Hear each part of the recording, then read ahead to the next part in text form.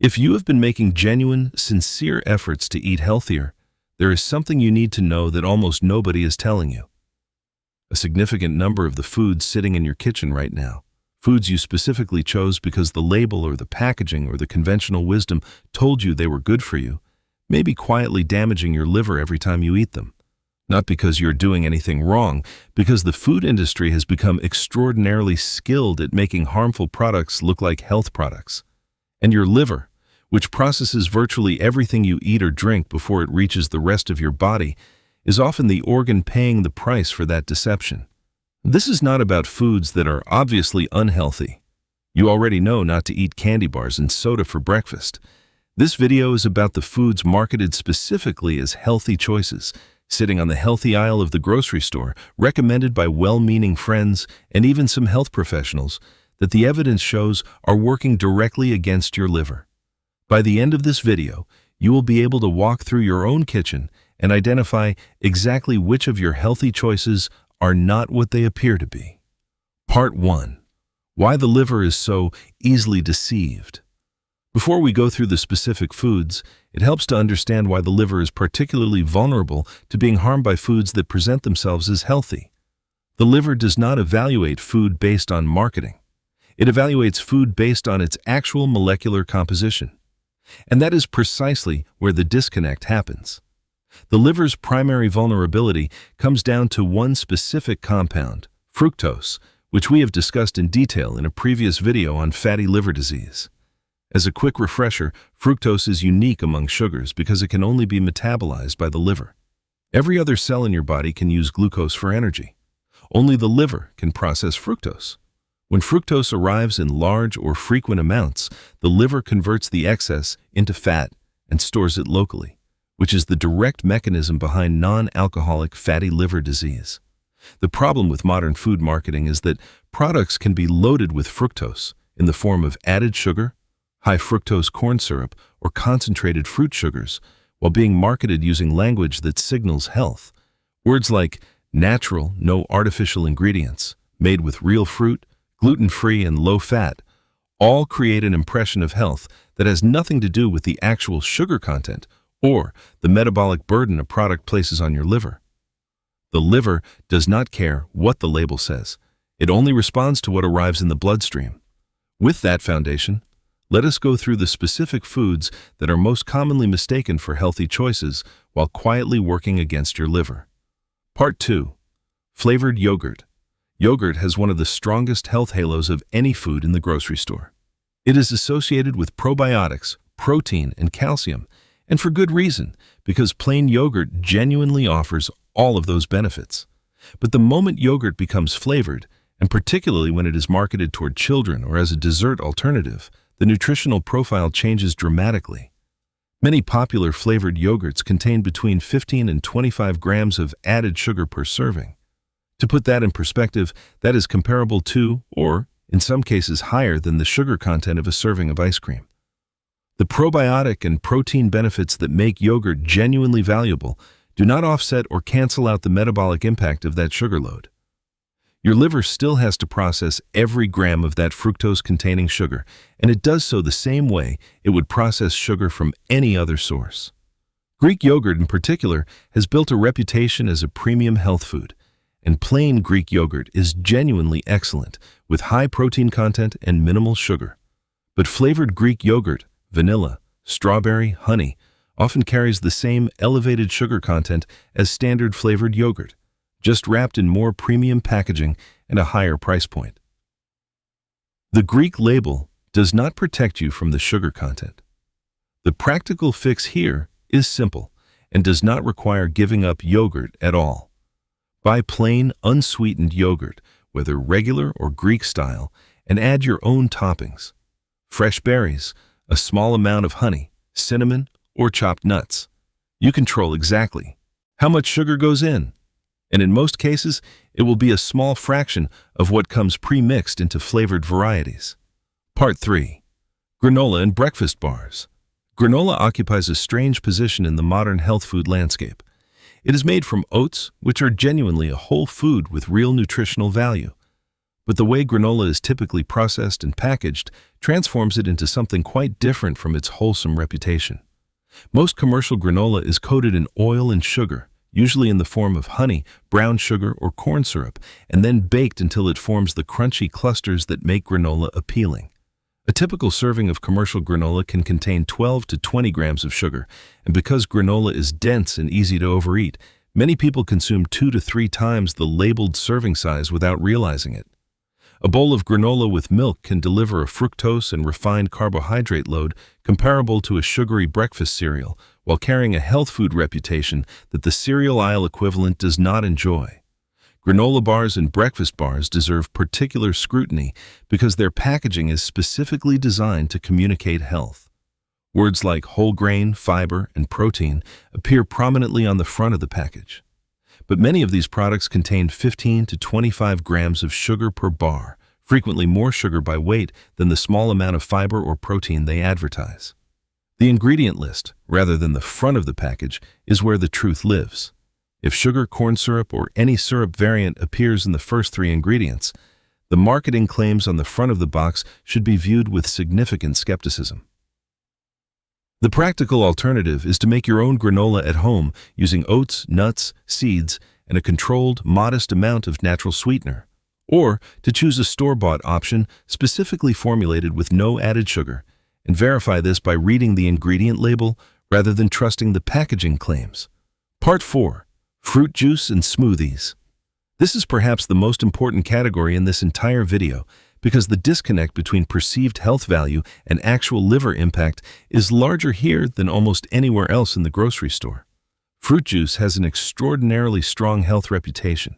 It is associated with vitamins, with fruit, with something parents give their children as a treat that feels virtuous. But from a liver perspective, fruit juice and soda are remarkably similar.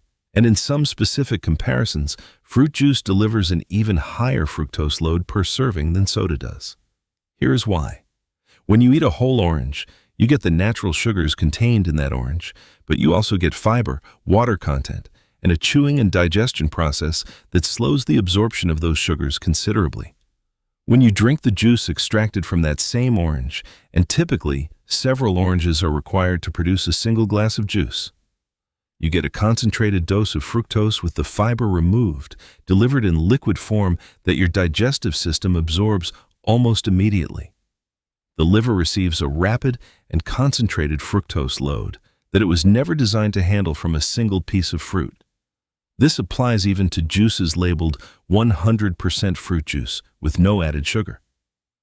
That labeling refers to whether sugar was added during processing.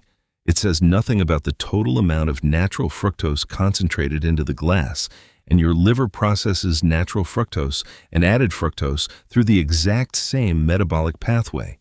There is no biological distinction between them once they reach your liver. Smoothies deserve a similar level of scrutiny, particularly store-bought or restaurant smoothies. While a smoothie blended at home with whole fruit, vegetables, and a source of protein retains the fiber from the whole produce, many commercial smoothies are built primarily from fruit juice concentrates, sweetened yogurt, and large quantities of fruit, often delivering 40 to 60 grams of sugar or more in a single serving. The green color or the inclusion of spinach or kale does very little to offset that sugar load. Visually, a smoothie looks like the healthiest thing in the store. Metabolically, depending on what it actually contains, it can rival or exceed a milkshake. The practical recommendation is to eat whole fruit rather than drinking juice whenever possible. And if you do, enjoy smoothies. Make them at home where you control the ratio of whole fruit to liquid. Include a source of protein and healthy fat to slow the absorption of the natural sugars present and go light on the fruit relative to vegetables and protein. Part 5. Dried fruit. Dried fruit sits in nearly every health food aisle, trail mix, and snack section, marketed as a natural, whole food alternative to candy. And the natural part is genuinely true. Dried fruit comes from real fruit with no added ingredients in most cases. But the drying process itself creates a problem that most people never consider. When fruit is dried, the water content is removed almost entirely, which concentrates everything else, including the natural sugar, into a much smaller volume. A small handful of raisins can contain a similar amount of sugar to a much larger volume of fresh grapes because all the sugar from those grapes has been condensed into a fraction of the size. Dates, dried mango, dried apricots, and dried cranberries follow the same pattern. The fiber remains present, which does offer some protective slowing of absorption compared to juice, but the sheer density of sugar in a small serving of dried fruit makes it extremely easy to consume a significant fructose load without realizing it, particularly because dried fruit is calorically dense and easy to overeat in larger quantities than the recommended serving size. This does not mean dried fruit needs to be eliminated entirely. It means it needs to be treated as a sugar-dense food, similar to how you would think about a dessert rather than as a freely available healthy snack to eat in unlimited quantities. A small handful, not a large bag, and ideally paired with a source of protein or fat such as a handful of nuts, is a more liver-conscious way to enjoy it. Part 6. Low-fat and fat-free products. This category deserves particular attention because it represents one of the most successful and most damaging marketing strategies in the history of the food industry, and its effects on liver health specifically are significant and underappreciated. When fat is removed from a food during processing, something important happens to the texture and flavor. Fat carries flavor, creates satisfying mouthfeel, and contributes to satiety, the sense of being full and satisfied after eating. When manufacturers strip fat out of a product, the food becomes noticeably less palatable. To compensate and make the product appealing again, manufacturers very commonly add sugar or refined starch back in. This pattern shows up across an enormous range of products. Low-fat salad dressings frequently contain significantly more added sugar than their full-fat counterparts. Low-fat peanut butter often replaces the natural fat content with added sugar and starch fillers. Low-fat or fat-free flavored yogurt, which we already discussed, frequently carries among the highest sugar content of any yogurt product on the shelf. Low-fat granola and low-fat snack crackers follow the same substitution pattern. The irony here is significant from a liver health perspective. Dietary fat itself is not a primary driver of liver fat accumulation. Fructose is. When a low-fat product replaces healthy natural fat with added sugar, you are very often making a direct trade that increases the metabolic burden on your liver while reducing a nutrient that was not the actual problem in the first place. The practical guidance is to stop using the words low-fat or fat-free as a shortcut for healthy, and instead read the ingredient list and sugar content directly. In many cases, the full-fat version of a product, particularly plain yogurt, natural nut butter, and salad dressing, will have a lower sugar content and a better overall nutritional profile for your liver than the low-fat version sitting next to it on the shelf. Part 7. Protein bars and protein shakes. Protein has become one of the most powerful marketing terms in the food industry, and for good reason, because adequate protein intake genuinely supports satiety, muscle maintenance, and metabolic health. But the protein label has also become a vehicle for products that carry a substantial sugar burden hidden behind that prominent protein claim. Many commercial protein bars contain 15 to 20 grams of added sugar, frequently in the form of corn syrup, brown rice syrup, or various sugar alcohols in sugar syrup blends that do not always read clearly as sugar on an ingredient label.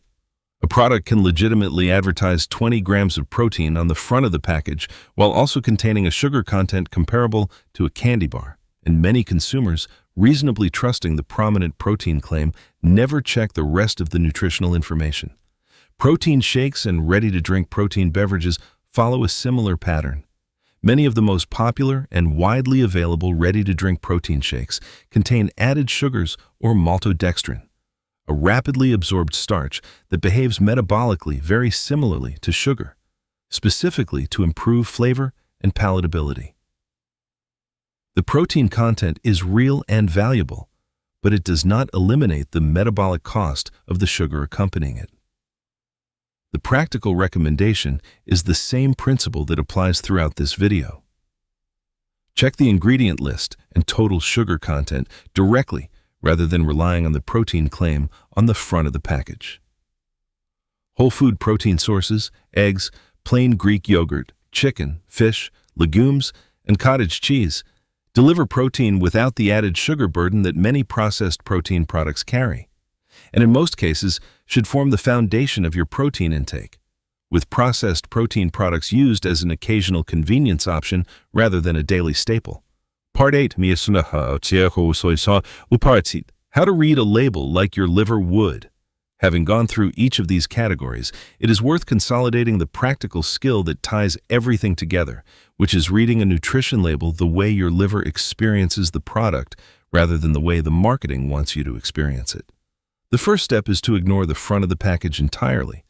Words like natural, healthy, whole grain, low fat, and made with real fruit are marketing language with minimal regulatory definition, and they tell you almost nothing about the actual metabolic impact of the product. Turn the package over before forming any opinion about whether something is a good choice. The second step is to check the total sugar content per serving, and importantly, to check the actual serving size, because many products use unrealistically small serving sizes specifically to make the sugar content per serving look lower than what most people will actually consume in one sitting. The third step is to scan the ingredient list for added sugars in their many forms: sugar, corn syrup, high fructose corn syrup, cane sugar, brown rice syrup, agave nectar, honey, maple syrup, fruit juice. Concentrate and dextrose are all forms of added sugar that your liver processes in functionally similar ways, regardless of how natural or premium any individual variant sounds. And the fourth step is to remember the core principle from this entire video. Your liver does not respond to marketing. It responds to molecules. A product can carry every health claim available and still deliver a significant fructose load that your liver has to process exactly the same way it would process the same sugar from a less reputable source. Building the habit of checking the actual nutritional content rather than trusting the packaging is one of the most valuable and most protective habits you can develop for your long-term liver health. The bottom line: the foods most likely to be quietly harming your liver are very often not the foods you already know to avoid. They are the foods specifically marketed and packaged to appear healthy: flavored yogurt, granola and breakfast bars, fruit juice, and many commercial smoothies, dried fruit eaten in excess, low-fat and fat-free products that have replaced fat with sugar, and protein bars and shakes that hide a substantial sugar load behind a prominent protein claim. None of this means these foods need to be eliminated from your life entirely. It means understanding what is actually in them and making informed choices rather than choices based on packaging and marketing language. Choose plain yogurt and add your own fruit. Make your own granola or check the ingredient list carefully. Eat whole fruit instead of juice whenever possible. Treat dried fruit as a sugar-dense food rather than a freely available snack. Read past the low-fat label and check the actual sugar content. And build your protein intake primarily around whole foods.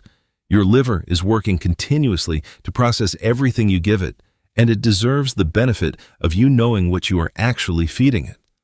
A little label literacy goes a remarkably long way. Stay